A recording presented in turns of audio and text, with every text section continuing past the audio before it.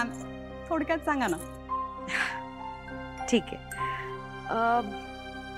खरं तर थोडक्यात आमच्या कंपनीची फिलॉसॉफी सांगायची म्हणजे मी स्वतःला एक सामान्य ग्राहक समजते आणि एखाद्या कंपनीकडनं मला काय हवं असेल ह्याचा विचार करते आणि जे उत्तर मिळतं तेच मी माझ्या कंपनीकडून माझ्या ग्राहकांना देण्याचा प्रयत्न करते.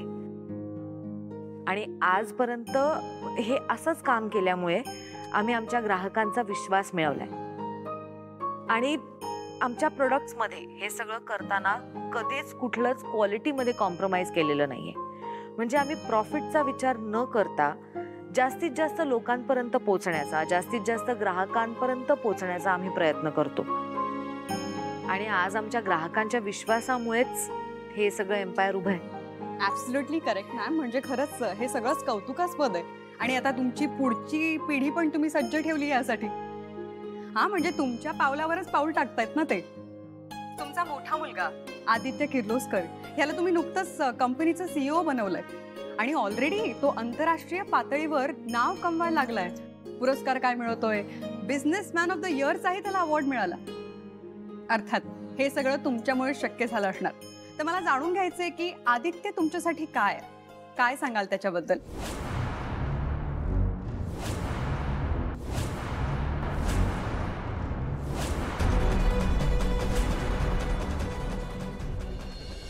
ती माझ्यापासून जास्त दिवस दूर नाही राहू शकत. खर तर असं वाटतंय की पळत जाऊन तिच्या कुशीत शिरावं आणि रडत म्हणावं, आई मी चुकलो. खरंच आई बोलवेल का मला खाली? अजून कोणाचा निरोप कसा नाही आला? आई मी वाट बघतोय, प्लीज प्लीज मला आदित्य म्हणून आवाज दे. मॅम, आदित्य किर्लोस्कर ज्याच्यावर तुमचा इतका विश्वास आहे, ज्याला तुम्ही CEO बनवलंय कंपनीचं, त्याने तुमची साथ कशी दिली हे कळेल का?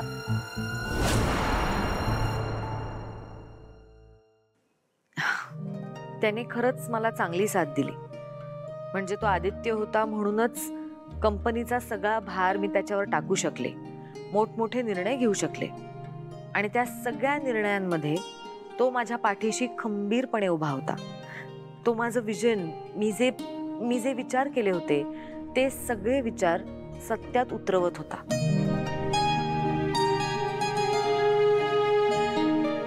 एवढं सगळं झालंय तरी सासू मॉमच्या डोक्यातून अजून आदित्याचं भूत काही जात नाहीये.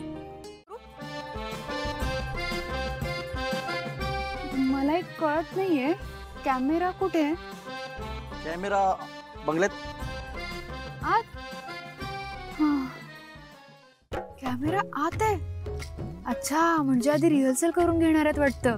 चालेल, ठीक आहे. मग तुम्ही आता मला प्रश्न विचारा, हा मी उत्तर देते. का म्हणजे माझा इंटरव्ह्यू घ्यायचा ना तुम्हाला.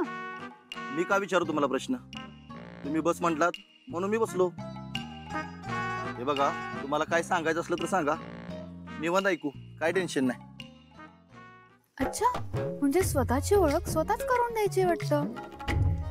ठीक आहे, चालेल, मी सांगते. नमस्कार, मी दामिनी नमस्कार, मी दामिनी देवी मोहन किर्लोस्कर, या किर्लोस्कर मेन्शनची सर्वेसर्वा, किर्लोस्करांची आण बाण आणि शान. किर्लोस्कर बिझनेसचं जे काही या वर्ल्डमध्ये आता स्थान आहे ते फक्त आणि फक्त माझ्यामुळेच आहे. ही सगळी अरेंजमेंट जी बघताय, जी मॅनेजमेंट आहे, ही सगळी मीच केली आहे स्वतः. म्हणजे मला प्रत्येक गोष्टीमध्ये असं परफेक्शन लागतं, परफेक्ट लागतात मला गोष्टी. म्हणजे हे घर आहे ना, हे घर मी 3 गोष्टींवर चालवते. एक म्हणजे नियम, शिस्त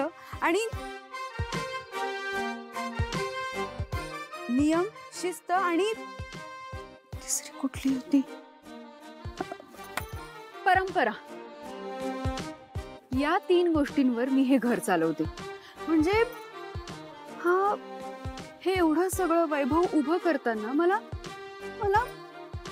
ना दिवस दिसला ना रात्र, ना तहान दिसली ना भूक. मी फक्त आणि फक्त कष्ट घेत होते. मॅडम, तुम्हाला पाणी आणून देऊ का? नाही, घेताय? अहो तुम्हाला पाणी आणून देणं हे माझंच काम आहे ना. आणि तुम्हालाच नाही, कोणालाही चहा कॉफी पाणी हवं असेल ते आम्हीच आणून देतो. ही सगळी टीम आपल्यावरच अवलंबून असते. मी माझ्या टीम सोबत किती कोऑपरेटिव्ह आहे हे दाखवायचंय वाटतं याला. असो, मला माझा इंटरव्ह्यू महत्वाचा आहे ना. हा, हे एवढं मोठं घर आहे किर्लोस्कर घर, तर यात ना खूप माणसं आहेत, पण घरची आणि ऑफिसची जबाबदारी सगळी माझ्यावर असते. मी एकटी करते सगळं. तर मग आता आपण एक खूपच मजेशीर खेळ खेळणार आहोत आणि या खेळाचं नाव आहे आठवणींचा पिटारा, द मॅजिक बॉक्स. यात करायचं काय बरं का मॅम, मी एक बॉक्स आणलाय. या बॉक्समध्ये तुम्हाला डोळे मिटून हात घालायचा आहे. हात घातल्यानंतर तुम्हाला एक वस्तू लागेल, ती वस्तू बाहेर काढायची आणि या वस्तूशी निगडीत एखादी आठवण किंवा एखादा प्रसंग सांगायचा. खूप छान खेळ, खेळूयात? रेडी?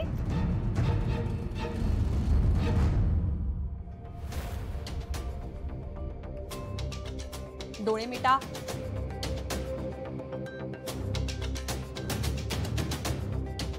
आता हात घाला.